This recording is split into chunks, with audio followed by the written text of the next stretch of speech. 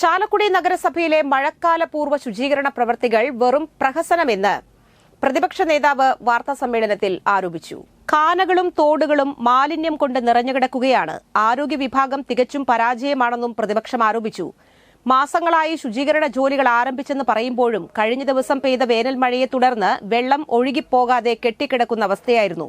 വലിയ പ്രഖ്യാപനങ്ങൾ മാത്രം നടത്തുകയും തുടർ നടപടികളൊന്നും തന്നെ നടക്കാത്ത അവസ്ഥയാണ് ചാലക്കുടി നഗരസഭയിലെന്നും പ്രതിപക്ഷ നേതാവ് CS സുരേഷ് ആരോപിച്ചു.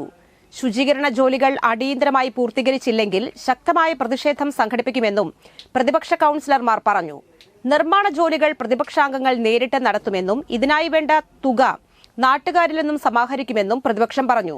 വാർത്താ സമ്മേളനത്തിൽ പ്രതിപക്ഷ നേതാവ് CS Suresh, Biji Sadanandan, Bindu Sasikumar, VJ Joji, TD Elizabeth തുടങ്ങിയവർ പങ്കെടുത്തു.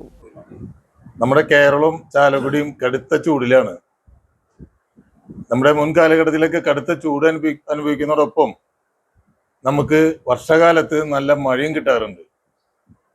ആ നല്ല മഴ വരുന്നതിന് മുന്നായിട്ട് ചാലക്കുടി നഗരസഭ കാനകളും മറ്റു വലിയ തോടുകളും എല്ലാം വെള്ളക്കെട്ടിൽ നിന്ന് സംരക്ഷിക്കാൻ വേണ്ടി, വെള്ളപ്പൊക്കത്തിൽ നിന്ന് സംരക്ഷിക്കാൻ വേണ്ടി വൃത്തിയാക്കുന്ന ഒരു ശീലം നഗരസഭയ്ക്കുണ്ട്. ഇപ്പൊ 2-3 വർഷമായിട്ട്, അതിൽ പ്രത്യേകിച്ച് 2 വർഷമായിട്ട് ഈ കാര്യങ്ങൾ യാതൊരു ശ്രദ്ധ കൊടുക്കാറില്ല. വെള്ളപ്പൊക്കം ഉണ്ടാകുമ്പോൾ അവിടെ JCB കൊണ്ടുവന്ന് അല്ലെങ്കിൽ ഹിറ്റാച്ചി കൊണ്ടുവന്ന് തോണ്ടുക എന്നല്ലാതെ ഒരു മഴക്കാല ശുചീകരണ പ്രവർത്തനം അത് ഒരു ദീർഘവീക്ഷണത്തിലൂടെ ചെയ്യാനായിട്ട് നഗരസഭയ്ക്ക് സാധിക്കും.